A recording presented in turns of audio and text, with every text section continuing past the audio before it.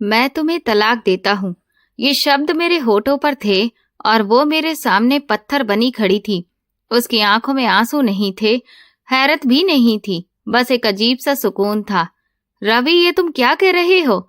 अम्मा मेरे पीछे से चिल्लाईं। इस बेगुनाह पर इल्जाम लगाकर इसे छोड़ रहे हो? मैंने हाथ उठाकर अम्मा को चुप करवा दिया।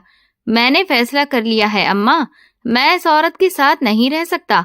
वो महिमा, मेरी पत्नी, सिर्फ मुस्कुराई, एक ऐसी मुस्कुराहट जिसने मेरे वजूद में ठंडी लहर दौड़ा दी। भगवान आपको वो अदा करे जिसके आप हकदार हैं रवि। उसका ये सुकून, ये मुस्कुराहट मेरी नफरत को और ज्यादा भड़का रहा था। मुझे लगा था कि वो रोएगी, गिड़गिड़ाएगी, मेरे पैर पकड़ लेगी, लेकिन उसका ये सुकून किसी आने वाले तूफान का अंदेशा दे रहा था। मुझे उस वक्त मालूम नहीं था कि ये तलाक मेरी बर्बादी का पहला कदम था और उसकी उस सुकून भरी मुस्कुराहट के पीछे वो राज छिपा था जो मेरी जिंदगी को पूरा तहस नहस कर देगा। मेरा नाम रवि है और मैं अपनी माँ का इकलौता बेटा था। माँ ने मुझे बहुत ही लाड़ प्यार से पाला था, लेकिन उस लाड़ प्यार के साथ एक सिकंजा भी था। अम्मा हमेशा से अपना आदेश मुझ पर चलाती थी। वो माँ थी, इसीलिए मैं चुपचाप उनका हर हुक्म मानता चला जाता था। मेरी हर इच्छा उनके फैसले का मुंह देखती थी। फिर मैं पढ़ने के लिए शहर चला गया। मैं यूनिवर्सिटी का टॉपर था, एक बहुत ही बेहतरीन स्टूडेंट। मेरी पर्सनैलिटी भी बहुत अच्छी थी, कड़कती, शक्ल सूरत सब बेमिसाल था। कई लड़कियां मुझ पर मरती थीं, लेकिन मुझे उन लड़कियों से इतना लगाव नहीं था। मैं अपनी ही धुन में और घमंड में रहने वाला शख्स था। मुझे लगता था कि ये आम लड़कियां मेरे काबिल नहीं हैं, लेकिन फिर एक दिन यूनिवर्सिटी की एक लड़की ने मेरे उस गुरूर को तोड़ा। वो हद से ज्यादा खूबसूरत थी। उसका नाम सोनिया था। उसकी खूबसूरती ने मुझे घायल कर दिया था और मुझे उससे मोहब्बत हो गई थी। वो भी मुझसे प्यार करने लगी थी। वो बहुत ही उसूल पसंद थी। वो मुझसे कहती थी, रवि, एक बार तुम मेरे घर पर आकर रिश्ता भेज दो तो मेरे घर वाले मना नहीं करेंगे, लेकिन हम दोनों का यूं छुप छुप कर मिलना हमारे घर वालों को अच्छा नहीं लगेगा। इसीलिए मैं तुमसे अब ऐसे नहीं मिलूंगी। मैं उसकी इस अदा पर और ज्यादा फिदा हो गया था। मेरी पढ़ाई पूरी होते ही मैंने इस बारे में अम्मा से बात की, लेकिन अम्मा तो अपना पुराना रोना धोना लेकर बैठ गई। नहीं रवि, मैं बचपन में ही तेरी आंटी से इस बारे में बात कर चुकी हूँ कि मैं महिमा का रिश्ता तुझसे ही करूंगी। महिमा मेरी बेटी की तरह है, मेरी बचपन की सहेली की बेटी। वो मेरे घर आएगी, मेरी सेवा करेगी। किसी अजनबी लड़की को लेकर अगर तू आएगा तो वो न जाने मेरे साथ कैसा व्यवहार करेगी।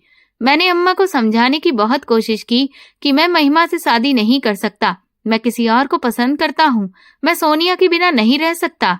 लेकिन अम्मा अपनी जिद पर अड़ी हुई थी। मेरे लाख समझाने पर भी अम्मा को कुछ समझ में नहीं आया। आखिरकार मैंने अम्मा से साफ कह दिया कि मैं महिमा से शादी नहीं करूंगा, चाहे फिर कुछ भी हो जाए। लेकिन फिर अम्मा ने अपना आखिरी पत्ता खेला। उन्होंने मुझे अपनी जान दे देने की धमकी दी। मैं समझा कि अम्मा तो बचपन से ही ऐसी धमकियां देती आ रही हैं, अगर तुमने ये काम नहीं किया तो मैं ये कर लूंगी, वो कर लूंगी। मैंने सोचा कुछ नहीं होगा, लेकिन अम्मा ने सच में नींद की बहुत सारी गोलियां खा ली। ये सब देखकर मेरी जान निकल गई। मैं अम्मा को लेकर अस्पताल की तरफ भागा। बड़ी मुश्किल से अम्मा के शरीर से जहर निकाला गया, तब जाकर अम्मा की जान बची। अभी वो अस्पताल में पूरी तरह से सेहतमंद भी नहीं हुई थी कि वह मुझसे कहने लगी, तुम्हें महिमा से ही शादी करनी होगी। अभी तो मेरी जिंदगी बच गई है, लेकिन अगर तुमने महिमा से शादी नहीं की तो मैं अपनी सहेली के सामने नजर उठाने के काबिल भी नहीं रहूंगी। मेरी सहेली टूट जाएगी तो मैं हर हाल में अपनी गरीब सहेली की अनाथ बेटी से शादी करवाऊंगी। उनकी आवाज में वही जिद थी। मेरी सहेली के सर से उसके पति का साया नहीं है। उसकी 5 बेटियां हैं। उसकी बेटी महिमा को मैं ले लूंगी तो उसका बहुत कुछ काम कम हो जाएगा। देखो रवि, अगर तुम मुझसे शादी नहीं करोगे तो मैं दोबारा से अपनी जान ले लूंगी और मर जाऊंगी, क्योंकि मैं अपनी सहेली और उसकी बेटी के सामने नजर नहीं उठा सकूंगी। अम्मा की जज्बाती ब्लैकमेल के बाद आखिरकार मैंने हार मान ली। मैंने अपनी मोहब्बत सोनिया का गला घोंट दिया। मेरी महिमा से शादी हो गई, जिस पर अम्मा बहुत खुश थी। ऐसा लग रहा था जैसे उनके दिल की इच्छा पूरी हो गई हो। लेकिन मैं, रवि, मजबूरी की जंजीरों में जकड़ा हुआ उसे अपनी दुल्हन बनाकर लाया था। शादी की पहली रात थी। मैं कमरे में दाखिल हुआ तो वो बेड पर सहमी हुई बैठी थी, उस सस्ते लाल रंग के जोड़े में जो अम्मा ने उसके लिए पसंद किया था। मेरे अंदर नफरत का एक तूफान उठ रहा था। मैंने दरवाजा बंद किया और सीधा उसके पास गया। देखो महिमा, मेरी आवाज बर्फ जैसी सख्त थी, ये शादी मेरी मर्जी से नहीं हुई है। अम्मा ने मुझे ब्लैकमेल किया है। मुझे किसी भी तरह की पत्नी वाले अधिकार की कोई उम्मीद मत करना। मैंने सोचा था कि वो रोएगी या शायद गिड़गिड़ाएगी, लेकिन उसने सिर्फ धीरे से अपना चेहरा ऊपर उठाया। उसके नैन नक्श तीखे थे, आंखों में एक अजीब सी गहराई थी, लेकिन उस वक्त वो बिल्कुल खाली थी। मैं जानती हूँ, उसने धीमे लहजे में कहा। क्या जानती हो? मैं चौंक गया। यही कि ये शादी आपकी खुशी से नहीं हुई है। उसने नजरें झुका ली। आप फिक्र न करें, मैं आपके रास्ते में नहीं आऊंगी। आप थक गए होंगे, मैं आपके लिए खाना गर्म कर दूं? उसका ये अनजाना सा सुकून मुझे पागल कर गया।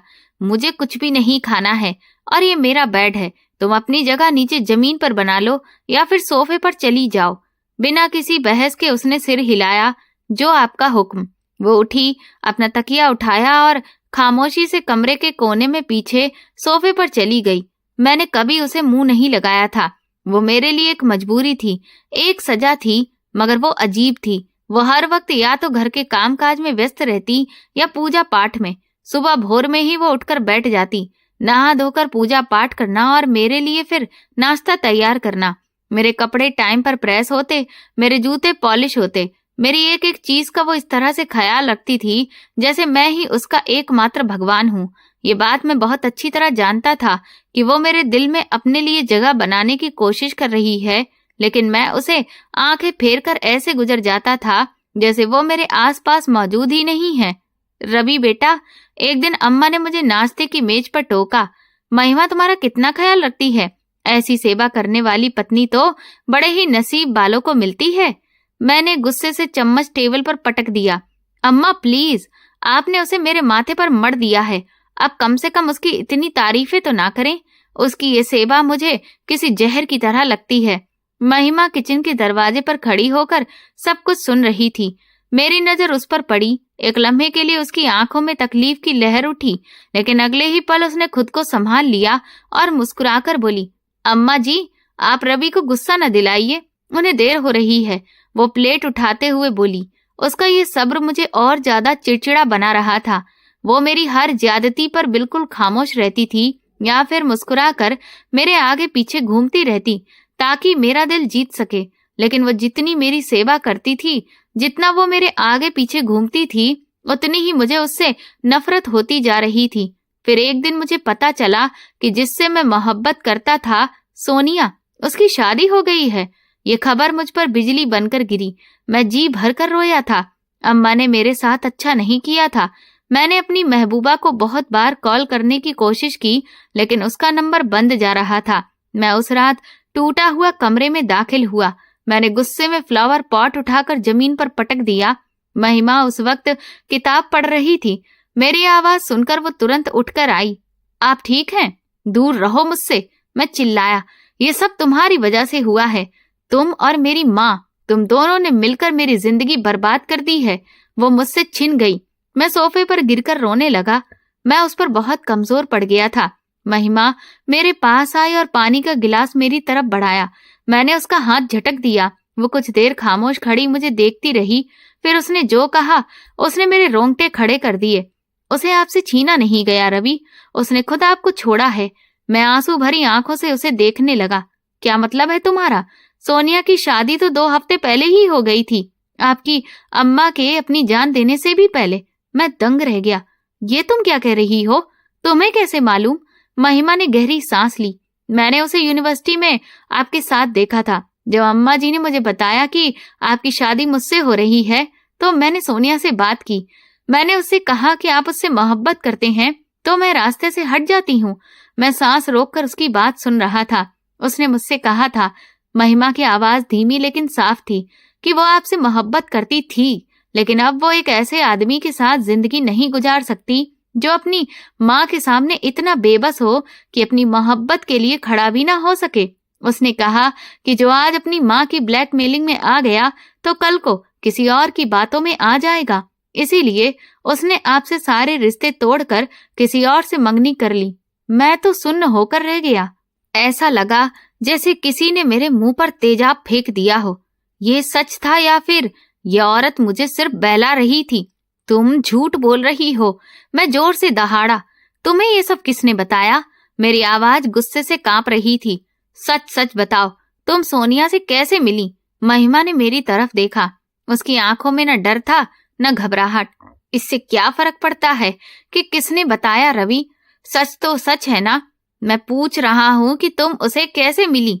मैं उसकी तरफ झपटा और उसकी बाजू सख्ती से पकड़ ली। वो दर्द से हल्की सी सिसकी, लेकिन उसकी आवाज अभी भी भरोसे से भरपूर थी। मैं यूनिवर्सिटी गई थी आपका रिजल्ट कार्ड लेने। वहीं पर वो मुझे मिल गई थी। मैंने सिर्फ आपकी भलाई के लिए उससे बात की थी। मैंने उसे बताया कि आप उसके लिए दुखी हैं ताकि वो आपकी माँ से बात करे। मेरी भलाई? मैंने उसे झटके से पीछे धकेल दिया। तुमने वहां पर मेरी पैरवी की। तुमने मुझे ये एहसास दिलाया कि मैं कितना कमजोर हूं। मैं नहीं, उसने धीमे से कहा। ये शब्द उसके थे, मेरी मोहब्बत के नहीं। मैं उसका चेहरा और नहीं देख सकता था। मैं तूफानी कदमों से कमरे से बाहर निकल गया। अगले दिन मैं यूनिवर्सिटी जाकर सोनिया की एक पुरानी दोस्त का नंबर ढूंढा। मैंने उससे बात की। हेलो, मैं रवि बोल रहा हूँ। मुझे सोनिया से बात करनी है। दूसरी तरफ कुछ लम्हों के लिए खामोशी छा गई। रवि, सोनिया की शादी हो चुकी है।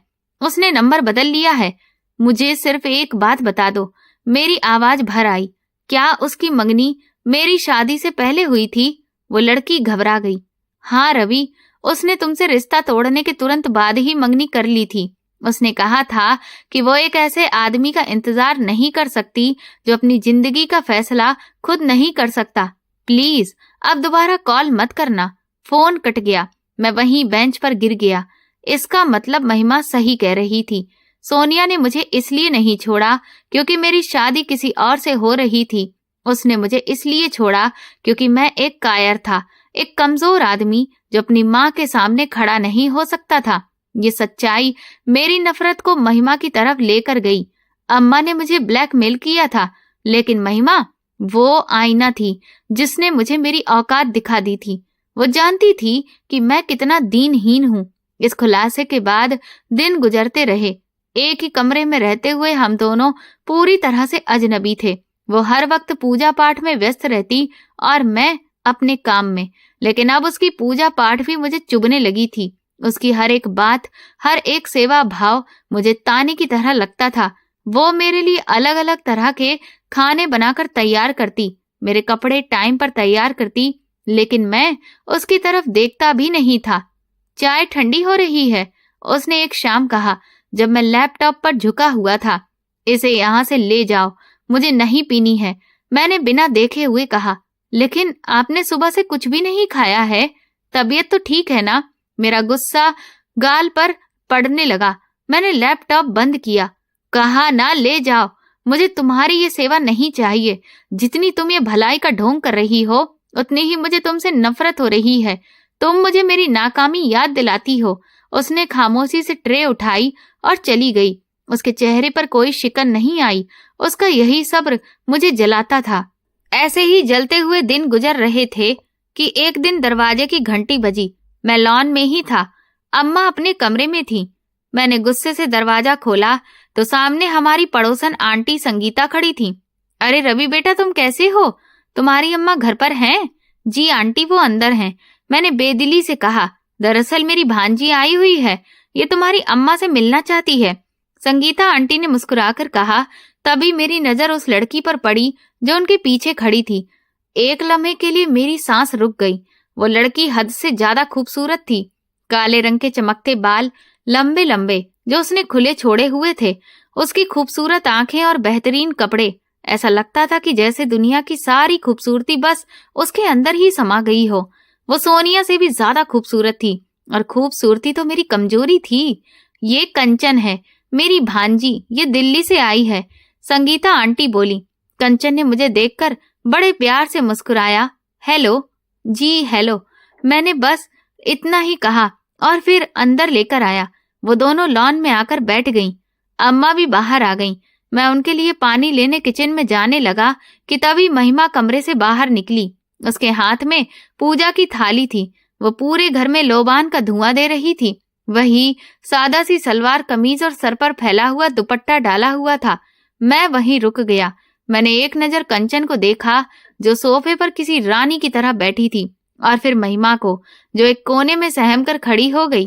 कंचन की नजर भी महिमा पर पड़ी। उसने संगीता आंटी से पूछा, आंटी ये कौन है? ये रवि की पत्नी है महिमा। अम्मा ने उसका परिचय कराया। कंचन की आंखों में एक अजीब सी चमक आई। उसने महिमा को सर से पांव तक देखा और फिर मेरी तरफ देखकर मुस्कुराई। उसकी मुस्कुराहट में हमदर्दी थी या ताना, मैं समझ नहीं पाया।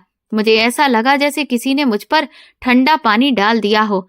मुझे अपनी पत्नी से, अपनी किस्मत से और खुद से हद से ज्यादा शर्मिंदगी महसूस होने लगी। ये फैशनेबल खूबसूरत लड़की कंचन मेरे काबिल थी, महिमा नहीं। उस दिन मुझे एहसास हुआ कि मैं उससे इस घुटन भरी जिंदगी से खुद को निकाल सकता हूँ। मेरे दिल में एक नई उम्मीद जगी थी। कंचन की खूबसूरती मेरे दिल को भा गई थी। वो मेरी महबूबा सोनिया से भी ज्यादा दिलकश थी और उसकी मौजूदगी ने मेरे मुर्दा दिल में एक नई उमंग पैदा कर दी थी। मैंने ध्यान दिया कि उसका अब हमारे घर पर आना जाना काफी बढ़ गया था।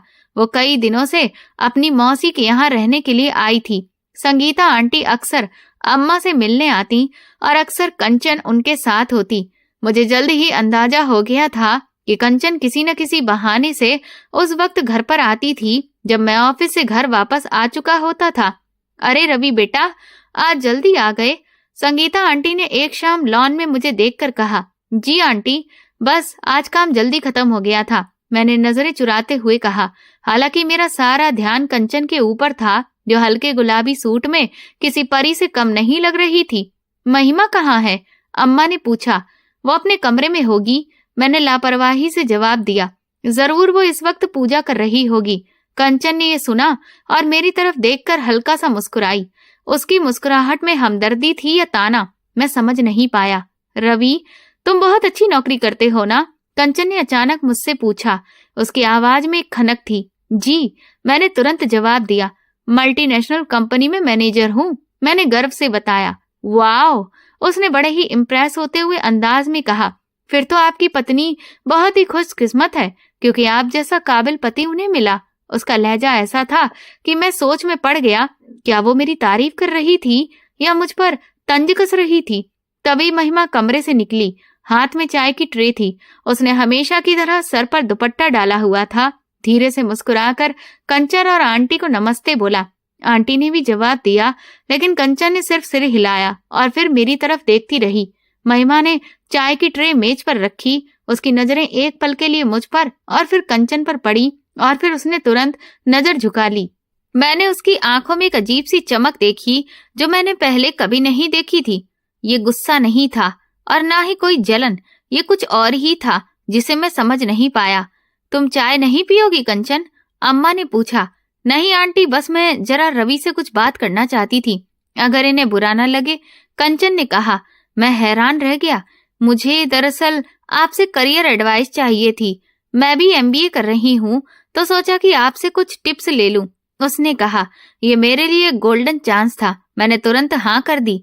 उस दिन के बाद मुझे मौका मिल जाता था उसके साथ बातचीत करने का। अम्मा और संगीता आंटी बातों में लग जाती और मैं कंचन के साथ करियर पर बातें करता रहता। महिमा खामोशी से हमारी सेवा करती और अपने कमरे में चली जाती। वह हमारे बीच कभी नहीं आई। आपकी पत्नी, वो ज्यादा बात नहीं करती हैं? एक दिन कंचन ने मुझसे पूछा जब हम लॉन में बैठे थे, तो मैं तल्खी से हंसकर बोला, उसे घर के कामकाज और पूजा पाठ से फुर्सत मिले तब बात करे ना। वो बहुत ही साधारण और पुराने ख्यालात की लड़की है। लेकिन आप तो बहुत मॉडर्न है रवि, कंचन ने मेरी आंखों में झांकते हुए कहा। आप दोनों का साथ बहुत अजीब लगता है। उसका ये कहना था कि मेरे दिल की धड़कन तेज हो गई। मैंने ये शादी अपनी खुशी से नहीं की थी कंचन, ये अम्मा की जिद से की थी। मैं तो बल्कि किसी और को। क्या आप किसी और को पसंद करते थे? उसने मेरी बात पूरी की। मैंने गहरी सांस ली। हाँ, लेकिन वो कहानी अब खत्म हो गई है। अब मैं बस इस रिश्ते को मजबूरी में निभा रहा हूँ। कंचन कुछ लम्हों के लिए खामोश रही, फिर उसने धीरे से कहा, कभी कभी मजबूरियां इंसान को ऐसी जगह पर कैद कर देती हैं जहां उसका दम घुटता है। क्या मतलब है? मैंने पूछा। कुछ नहीं, उसने मुस्कुराने की कोशिश की। बस अपनी बात कर रही हूँ। मेरी मौसी भी मेरी शादी एक ऐसे आदमी से करवाना चाहती हैं जिसे मैंने आज तक देखा भी नहीं है।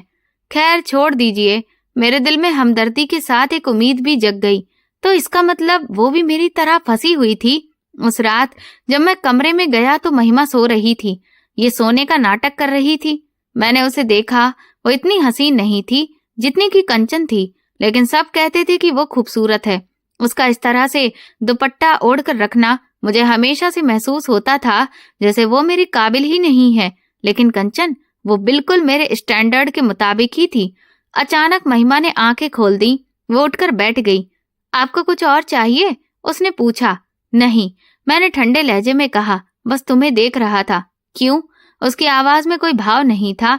यही कि तुम इतना सारा काम करती हो, पूजा पाठ करती हो और इतनी भली औरत हो, क्या तुम्हें जलन नहीं होती? वो मेरी बात पर चौंकी। किस बात की जलन? यही कि मैं किसी और से बात करता हूँ, किसी और पर नजर रखता हूँ। तुम्हें बुरा नहीं लगता? मैं उसे और ज्यादा जलाना चाहता था। महिमा ने गहरी सांस ली। बुरा इस बात का लगता है कि आप अपनी आंखों से देखकर भी सच नहीं पहचान रहे। क्या मतलब है तुम्हारा? मैं गुस्से से बोला। हर चमकती चीज सोना नहीं होती रवि, उसने कहा। आप सूरत के पीछे भाग रहे हैं लेकिन सीरत नहीं देख रहे। तो तुम मुझे सिखाओगी कि सीरत क्या होती है? मैंने ताना मारा। तुम जो अपनी गरीबी और अनाथ होने का रोना रोकर मेरी माँ को ब्लैकमेल करके इस घर में आई हो, तुम मुझसे दूर रहो और अपनी सलाह अपने पास रखो। मैं कंचन को पसंद करने लगा हूँ। मैं ये कहकर बाहर निकलने लगा, लेकिन उसकी अगली बात ने मेरे कदम रोक दिए। मैं आपको नहीं रोकूंगी रवि, लेकिन याद रखिएगा, कंचन आपको मुझसे ज्यादा बर्बाद कर देगी, क्योंकि मैं तो सिर्फ आपकी नफरत ही सह रही हूँ। वो आपका घमंड तोड़ देगी। महिमा की इस तरह से बात करने के अंदाज पर मैं गुस्से से ज्यादा हैरान हो रहा था। मेरा घमंड तोड़ेगी? मैं ताना मारते हुए ठहाका लगाया। वो लड़की जिसके पास कुछ भी नहीं है, जो खुद मेरी माँ के टुकड़ों पर पल रही है, वो मुझे धमका रही है। मैं धमका नहीं रही रवि। उसकी आवाज शांत थी। मैं सिर्फ आपको सच्चाई बता रही हूँ। अपनी सच्चाई अपने पास रखो। मैं चिल्लाया। ये तुम्हारी जलन बोल रही है।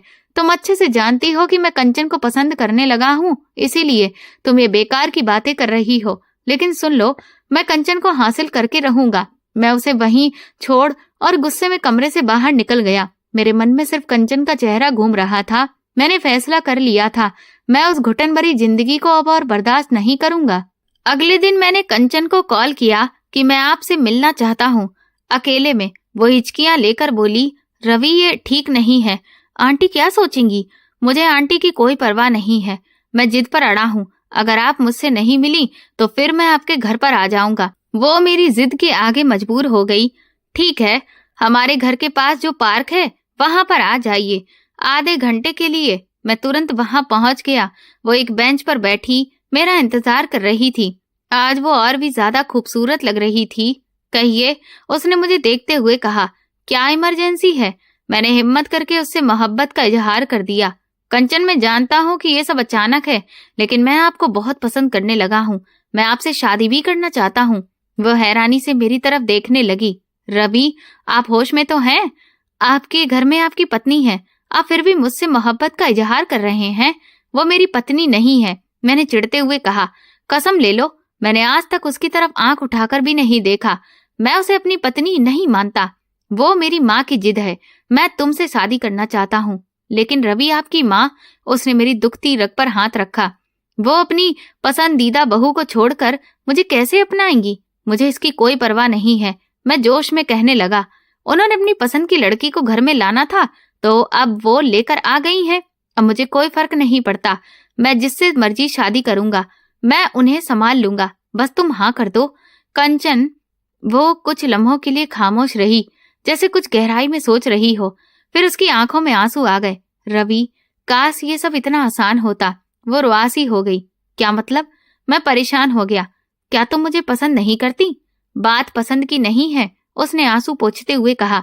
मैं भी इस रिश्ते से खुश नहीं हूँ जो मेरी मौसी मेरे लिए करवाना चाहती है, लेकिन मेरी मजबूरी है, एक बहुत बड़ी मजबूरी।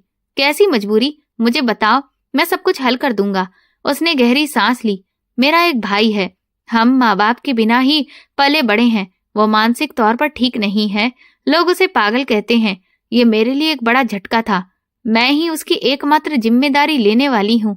कंचन ने अपनी दास्तान सुनाई। मैं शादी करके उसे अकेला नहीं छोड़ सकती। जब तक वो संभल नहीं जाता, जब तक उसका कोई सहारा नहीं बन जाता, मैं अपनी जिंदगी के बारे में नहीं सोच सकती। मैंने देखा कि मेरा सपना टूट रहा है, तो अब इसका क्या हल होगा? कंचन ने मेरी आंखों में आंखें डाली। उसकी नजरें बहुत तेज थीं। इसका एक हल है। अगर तुम मुझसे सच में मोहब्बत करते हो तो एक ऐसा रास्ता है जिससे हम दोनों की मुश्किलें आसान हो जाएंगी। बताओ मुझे। मैं बेचैन हो गया। अगर तुम मुझसे शादी करना चाहते हो तो ठीक है। वो उठी और मेरी तरफ देखकर बोली, लेकिन मेरी एक शर्त है। कैसी शर्त? पहले तुम अपनी पत्नी को तलाक दे दो। वो तो मैं वैसे भी दे दूंगा, मैंने तुरंत कहा। पूरी बात तो सुनो, उसने मुझे टोका। तुम अपनी पत्नी को तलाक दो और इसके साथ ही एक शर्त ये भी है कि अपनी पत्नी को तलाक देने के बाद उसकी शादी मेरे पागल भाई से करवा दो। मैं तो पत्थर सा बन गया था। क्या? हाँ। रवि, उसकी आवाज में कोई नरमी नहीं थी। तुम्हारी पत्नी महिमा, वो साधारण है, एक अच्छी औरत है, सेवा करने वाली लड़की है। वो मेरे भाई का ख्याल रखेगी। इस तरह मेरे भाई का भी घर बस जाएगा और मेरी जिम्मेदारी खत्म हो जाएगी और मैं तुमसे शादी कर लूंगी। बोलो, मंजूर है? मैंने कुछ देर सोचा। महिमा और एक पागल आदमी, ये ख्याल जितना भयानक था उतना ही बेहतरीन भी लग रहा था। ये महिमा के लिए एक बहुत ही अच्छी सजा थी। पर अम्मा, वो तुम संभालोगे, कंचन ने फैसला सुनाते हुए अंदाज में कहा। सोच लो रवि, तुम्हारे पास टाइम है। अगर तुम ये कर सकते हो तो फिर मैं तुम्हारी हूँ, वरना फिर मुझे भूल जाओ। ये कहकर वो चली गई। मैं वहीं बैठा रह गया। मैं महिमा को एक पागल के हवाले कर देना चाहता था। ये सोचकर मेरे अंदर एक अजीब सी खुशी की लहर ही दौड़ी। ये उसकी खामोशी, उसका सब्र और उसकी धमकी की सजा थी कि वो मेरा घमंड तोड़ेगी। मैं घर वापस आया। महिमा किचन में थी। मैंने उसे देखा और मेरे होठों पर एक जहरीली मुस्कान आ गई। मैं कंचन से किए गए वादे को पूरा करने का फैसला कर लिया था। मुझे महिमा को तलाक देना था और इसके लिए मुझे अम्मा के सामने एक मजबूत बहाना चाहिए था। मैं अच्छे से जानता था कि अम्मा मेरी दूसरी शादी के लिए कभी भी नहीं मानेंगी जब तक महिमा मेरी जिंदगी में है। मैंने बहाना बनाकर महिमा को खूब खरी खोटी सुनाई। मैं घर में दाखिल हुआ और सीधा लिविंग रूम में दाखिल हुआ। अम्मा, महिमा कहाँ है? मेरी आवाज गुस्से से भरी हुई थी। अपने कमरे में होगी। क्या हुआ रवि? अम्मा ने उत्सुकता से पूछा। मुझे उससे बात करनी है। मैं चिल्लाकर उसे बुलाने लगा। महिमा, वो कमरे से बाहर निकली, चेहरे पर वही सुकून लिए। जी, मैंने फैसला कर लिया है। मैंने उसकी आंखों में झांका। मैं तुम्हारे साथ अब और नहीं रह सकता। रवि, ये क्या पागलपन है? अम्मा अपनी जगह से उठकर खड़ी हो गई। ये पागलपन नहीं है, ये सच है। मैंने झूठ का सहारा लिया। मैं एक ऐसी औरत के साथ नहीं रह सकता जो वफादार नहीं है, वो अच्छी लड़की नहीं है। रवि, तुम ये क्या कह रहे हो? अम्मा मेरे पीछे चिल्लाई। इस बेगुनाह पर इल्जाम लगाकर इसे छोड़ रहे हो? वो तो सारा दिन घर संभालती है और पूजा पाठ करती है। तुम होश में तो हो? मैं बिल्कुल होश में हूँ अम्मा। आप इसका ड्रामा नहीं जानती। मैं बहुत बर्दाश्त कर चुका हूँ, बस अब और नहीं। मैंने महिमा की तरफ मुड़ा। मुझे लगा था कि वो रोएगी, चिल्लाएगी, चीखेगी, सफाई देगी, लेकिन वो वहीं खड़ी रही, पत्थर बनी हुई। उसकी आंखों में कोई आंसू नहीं थे, हैरत भी नहीं, बस एक अजीब सा सुकून था। तुम कुछ कहोगी? नहीं। उसका सुकून मेरे गुस्से को और भड़काने लगा। उसने ठंडी सांस भरी लेकर कहा, अब क्या बचा है रवि? जो आपके दिल में था वो आपकी जुबान पर आ गया है। ठीक है, फिर सुनो। मैंने उसके चेहरे के करीब जाकर कहा, मैं तुम्हें तलाक देता हूँ। और ये कहते हुए मैंने तलाक के कागज उसके मुंह पर थमा दिए। अम्मा ने ये देखकर अपने सीने पर हाथ मारा। रवि, नहीं, ऐसा मत करो। कागज उसके मुंह पर लगे जरूर थे, लेकिन वो अभी भी पूरे आत्मविश्वास के साथ मेरे सामने खड़ी थी। अम्मा तुरंत ही सोफे पर गिरकर रोने लगी। तूने मेरी सहेली की बेटी की जिंदगी बर्बाद कर दी। मैं उसे अब क्या मुंह दिखाऊंगी? आपकी सहेली अब इस दुनिया में नहीं है अम्मा, मैंने ठंडे लहजे में कहा, जैसे याद दिला रहा हूँ। उनका तो 2 महीने पहले ही देहांत हो गया है, शायद आप भूल गई होंगी। तभी महिमा मुस्कुराई। भगवान आपको वही अदा करे जिसके आप लायक हैं रवि, उसने कहा। तुम मुस्कुरा रही हो? मैं हैरान रह गया। तो आप क्या चाहते हैं, मैं रोऊं क्या? उसने पूछा। इस कैद से आजादी मिलने पर अम्मा की तरफ मैं गया। देखा, इसे कोई फर्क ही नहीं पड़ा। यह औरत आजाद होना चाहती थी, मैंने आज इसे आजाद कर दिया है। अम्मा रोते हुए बोली, अब ये कहाँ जाएगी? इसका तो कोई घर भी नहीं है। वो किराए का घर था जहाँ पर इसकी माँ रहती थी, और अब इसकी बहनें भी इधर उधर हो गई हैं। ये अनाथ कहाँ जाएगी? ये मेरे प्लान का अगला हिस्सा था। मैंने फिर अपना अगला पत्ता फेंका, जो सहानुभूति का था। ठीक है अम्मा, मान लो ये लड़की बेसहारा है, मैं इसे इस हालत में बाहर नहीं निकालूंगा। अम्मा ने उम्मीद से मेरी तरफ देखा। ये ऊपर वाले पोर्शन में रहेगी, वहां ये 1-2 महीने रहेगी। तब तक आप इसके लिए कोई लड़का ढूंढिए और इसकी शादी कर दीजिए। मैंने अपना फैसला सुनाया। अम्मा मजबूर थी, वो जानती थी कि इसके अलावा और कोई चारा नहीं है। वो महिमा को लेकर ऊपर वाले पोर्शन में चली गई। मैंने तुरंत कंचन को कॉल किया। कांग्रेचुलेशंस, मैंने खुशी से कहा। मैंने उसे तलाक दे दिया है। सच में? कंचन की आवाज में खुशी थी। और तुम्हारी अम्मा? वो अब रो रही हैं, लेकिन मैंने उन्हें संभाल लिया है। मैंने महिमा को 1-2 महीने के लिए ऊपर वाले पोर्शन में शिफ्ट कर दिया है। बहुत अच्छा रवि, कंचन हंसी। तुमने पहला कदम तो उठा लिया है, अब बस कुछ समय का इंतजार करो। मेरा भाई उससे भली सेवा करने वाली औरत का शिद्दत से इंतजार कर रहा है। फोन बंद हुआ। मैंने सुकून की सांस ली। रात में अम्मा मेरे कमरे में आई। रवि, तुमने जो किया है वो बहुत बुरा किया है, लेकिन अब एक बात कान खोलकर सुन लो। तुम उस कंचन से शादी नहीं करोगे। क्यों नहीं करूंगा? मैं चुनौती भरे लहजे में बोला। पहली बार आपने अपनी जान लेने की धमकी दी थी और मैं मान गया था, और इस बार अगर आपने मेरी बात नहीं मानी तो फिर अब ऐसा आप नहीं बल्कि मैं करूंगा। अम्मा मेरी इस धमकी से सफेद पड़ गईं। उन्हें लगता था कि मैं शायद सच में कुछ ऐसा कर डालूंगा। मैं रात में सोने की कोशिश कर ही रहा था कि मुझे ऊपर वाले पोर्शन से किसी के हंसने की आवाज आई। मैं चौंक कर उठ बैठा। ये महिमा की आवाज थी। वो हंस रही थी। वो जिसे मैंने तलाक दे दिया था, जो बेसहारा थी, वो हंस रही थी। मेरे दिल में डर की एक लहर दौड़ गई। मैं गुस्से और बेचैनी के आलम में सीढ़ियां चढ़ने लगा। मैंने दरवाजे पर दस्तक दिए बिना उसे धक्का दिया। कमरे में धीमी रोशनी थी। महिमा खिड़की के पास खड़ी बाहर पसरे हुए अंधेरे को घूर रही थी। तुम हंस रही थी? मेरी आवाज में कठोरता थी। वो मेरी तरफ मुड़ी। उसके चेहरे पर डर नहीं था, बल्कि वही सुकून था। क्या अब हंसना भी मना है रवि? आखिर तुम किस बात पर हंस रही थी? मैंने अपने बाजू बांध कर पूछा। अपनी बर्बादी पर? उसने हल्का सा मुस्कुराई।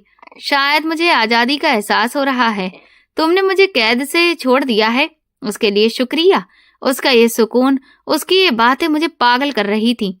तुम आजाद हो गई हो। तुम्हारे पास जाने के लिए कोई भी अब जगह नहीं है। तुम अभी भी मेरी कैद में ही हो। कैद शरीर की नहीं, आत्मा की होती है रवि, उसने धीमे से कहा, और मेरी आत्मा अब बहुत ही सुकून में है। आप जाइए, कंचन आपका इंतजार कर रही होगी।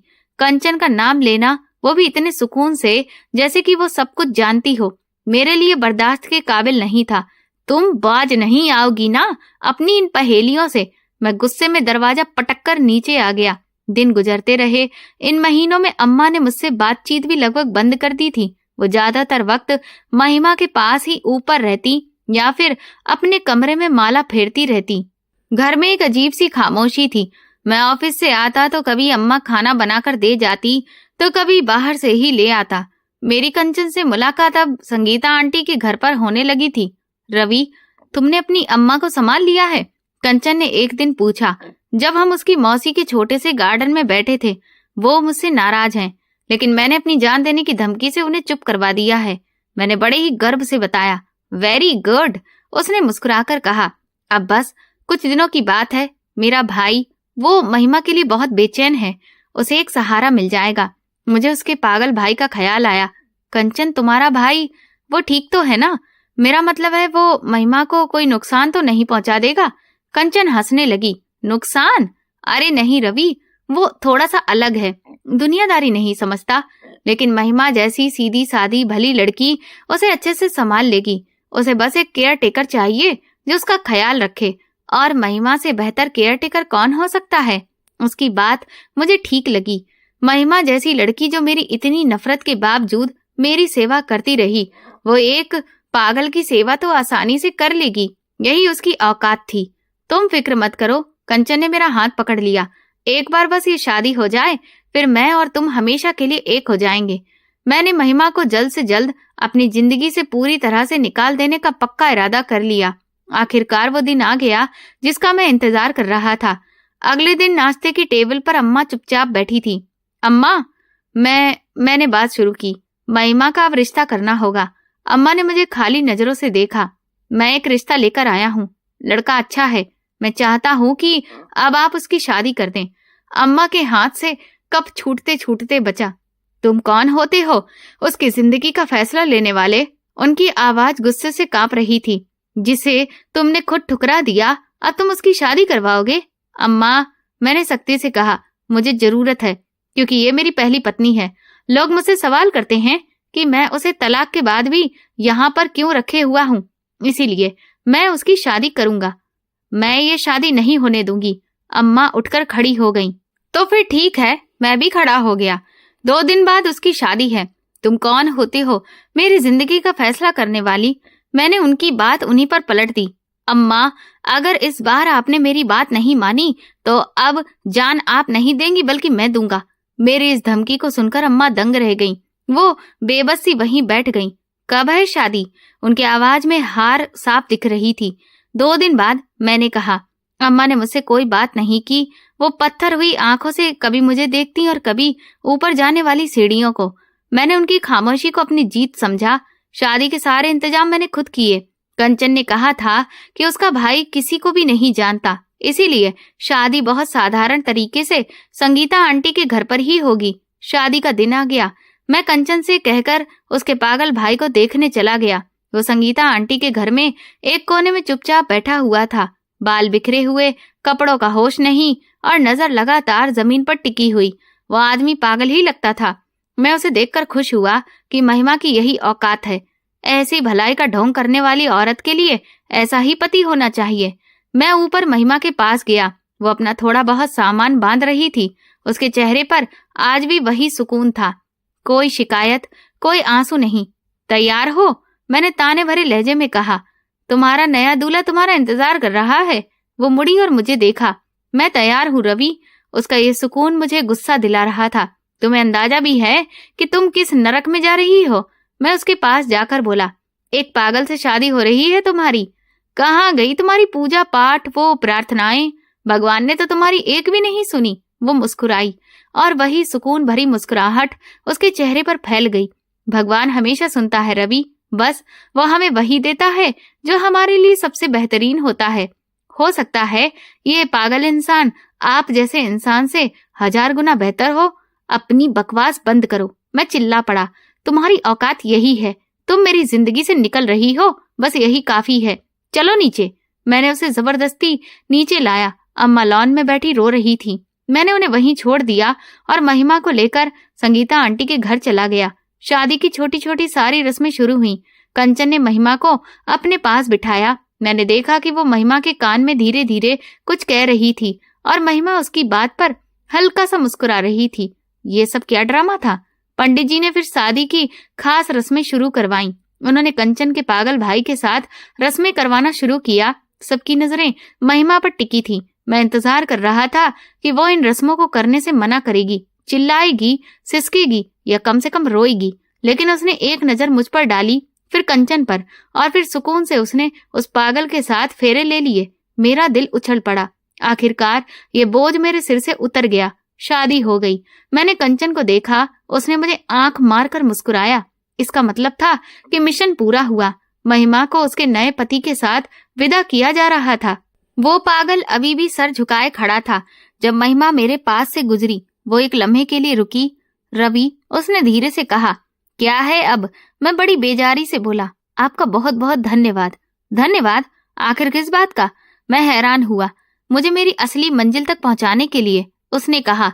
और हाँ, कल के लिए आपको एडवांस में बधाई है। ये कहकर वो उस पागल आदमी के साथ गाड़ी में बैठकर चली गई। मैं उसकी आखिरी बात पर उलझ गया, लेकिन फिर कंचन की आवाज ने मुझे चौंका दिया।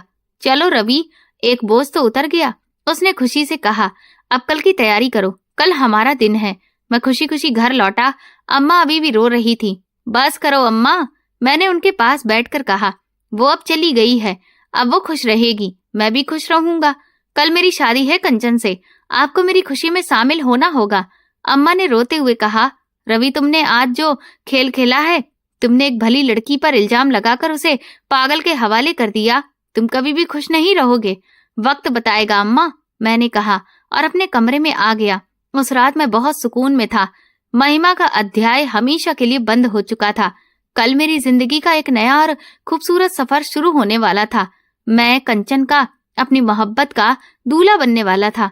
मैंने सोचा था कि महिमा टूटकर बिखर जाएगी, वो रोएगी, चिल्लाएगी, लेकिन ऐसा कुछ भी नहीं था। खैर, मुझे क्या फर्क पड़ता था, वो मेरी जिंदगी से जा चुकी थी। अगला दिन मेरी जिंदगी का सबसे खूबसूरत दिन होने वाला था। मैं सुबह सवेरे उठा, बेहतरीन शेरवानी पहनी। अम्मा अभी भी अपने कमरे में खामोश बैठी थी। मैंने उनके कमरे में झांक कर देखा तो वो माला फेर रही थी। अम्मा मैं जा रहा हूँ, मैंने खुशी से कहा, शादी के लिए। उन्होंने सिर उठाए बिना सिर्फ इतना कहा, भगवान तुम्हें सद्बुद्धि दे। मैंने उनकी बात को नजरअंदाज किया। संगीता आंटी के यहाँ साधारण तरीके से शादी का इंतजाम किया गया था। मैं अपने कुछ दोस्तों के साथ जो मेरी खुशी में शामिल होने आए थे, उनके घर पहुंचा। मेरे दिल में खुशी के लड्डू फूट रहे थे। महिमा का पन्ना खत्म हो गया था और कंचन का पन्ना शुरू हो रहा था। जब मैं लॉन्ज में दाखिल हुआ तो सामने का नजारा देखकर मेरे कदम वहीं जम गए। मैं हैरान रह गया। वहां सोफे पर मेरी पहली पत्नी महिमा बैठी थी। वो रो नहीं रही थी, वो बिखरी हुई नहीं थी। उसने खूबसूरत बनारसी साड़ी पहनी हुई थी, जिसके साथ ढेर सारे सोने के गहनों से वो लदी थी, और उसके चेहरे पर एक जीत से भरी हुई मुस्कान थी।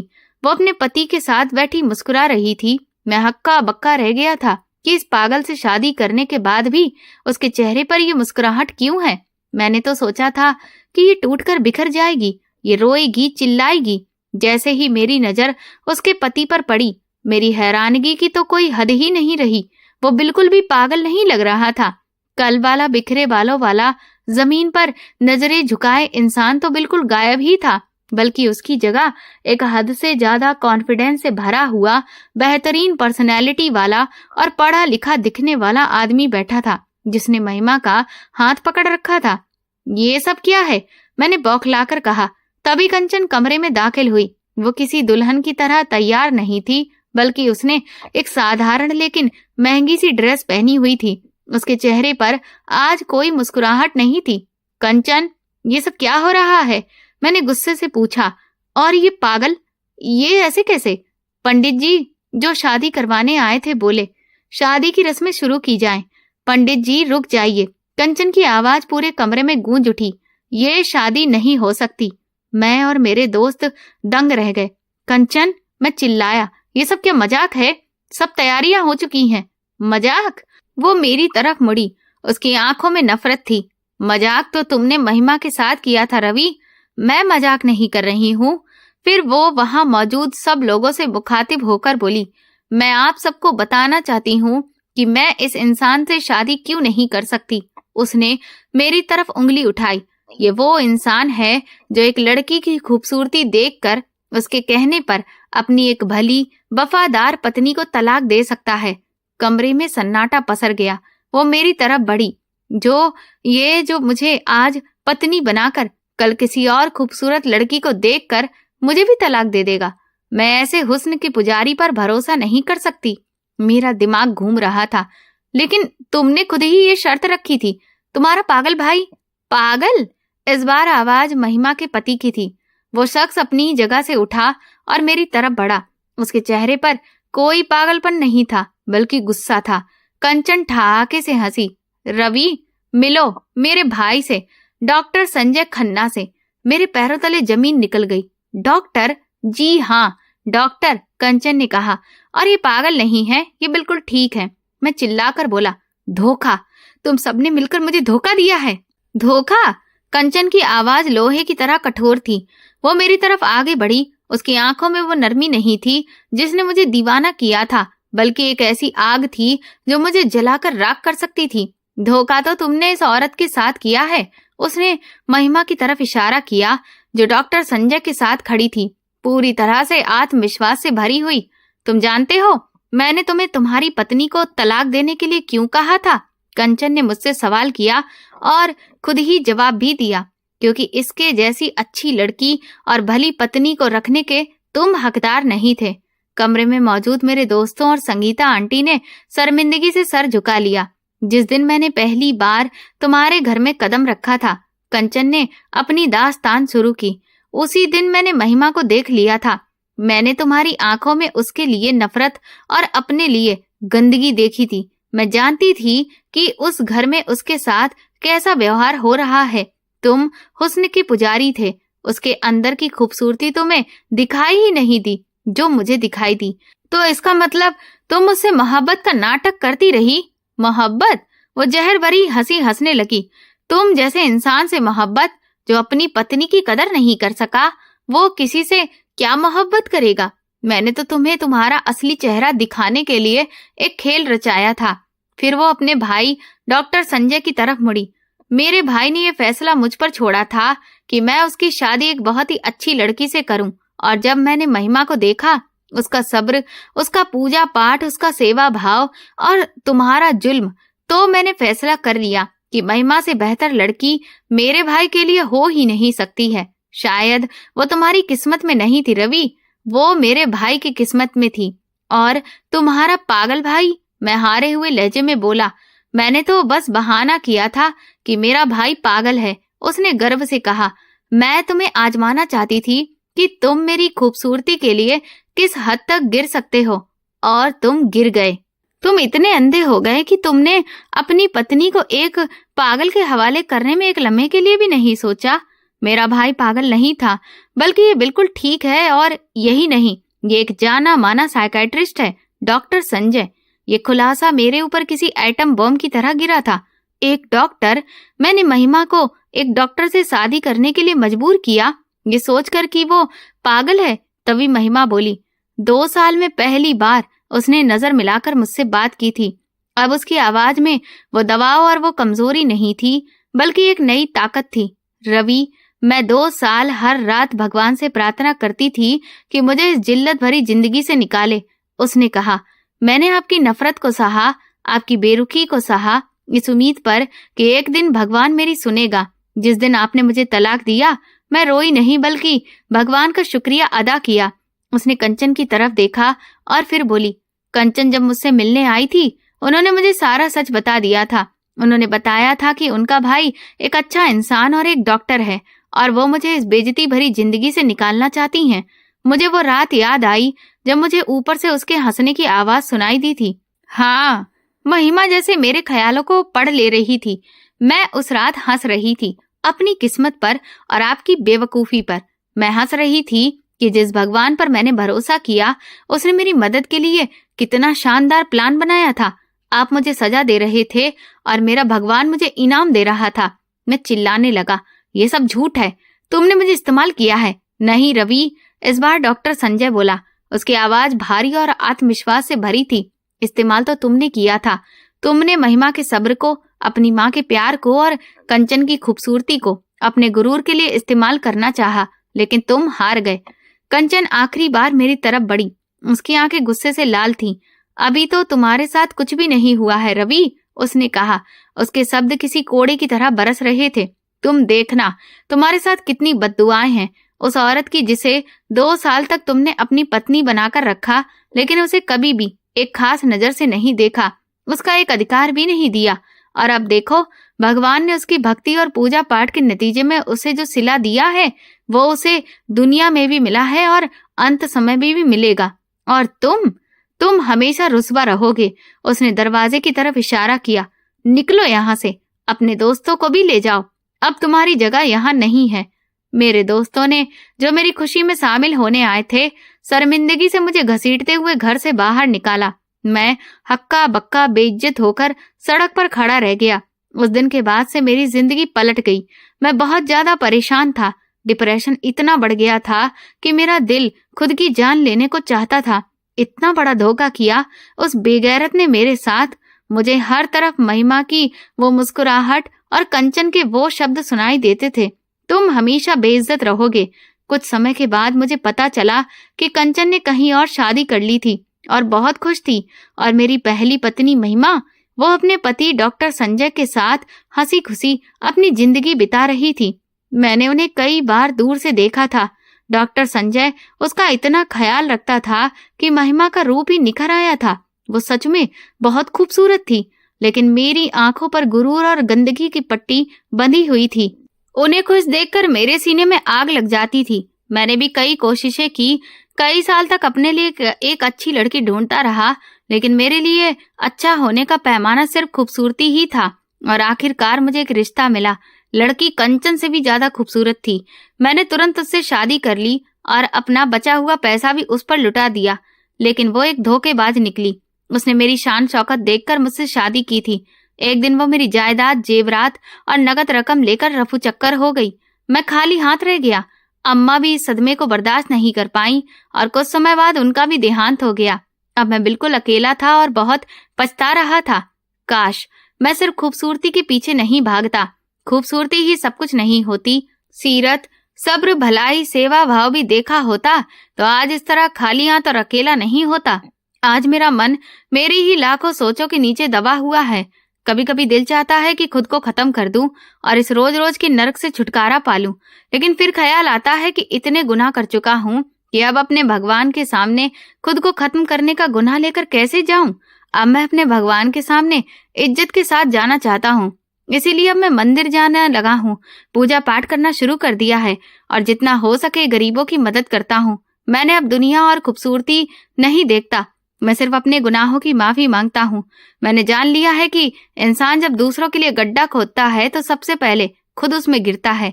मैंने महिमा के लिए बेइज्जती चाही थी और आज मैं खुद बेइज्जती का निशाना बना हुआ हूँ। मैंने सीख लिया है कि जो भगवान पर भरोसा करते हैं उनकी मुश्किलें आसान हो जाती हैं, और जो उसके भक्तों को परेशान करते हैं उनकी आसान जिंदगी भी मुश्किलों में बदल जाती है। इस कहानी में दर्शाए गए भावनात्मक प्रसंग केवल पात्रों की मानसिक और आध्यात्मिक यात्रा को दिखाने के लिए हैं। हम किसी भी प्रकार से स्वयं को या दूसरों को नुकसान पहुंचाने वाले विचारों या कार्यों का समर्थन नहीं करते। यदि कभी आपको जीवन में कठिनाइयों या निराशा का सामना करना पड़े तो कृपया अपने परिवार, मित्रों या किसी विशेषज्ञ से बात करें।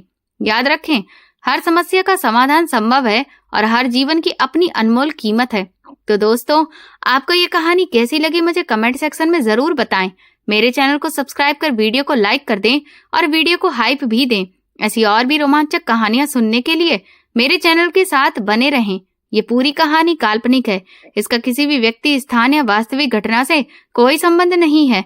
इसका उद्देश्य केवल मनोरंजन, शिक्षा और सस्पेंस आधारित कहानी को प्रस्तुत करना है। धन्यवाद।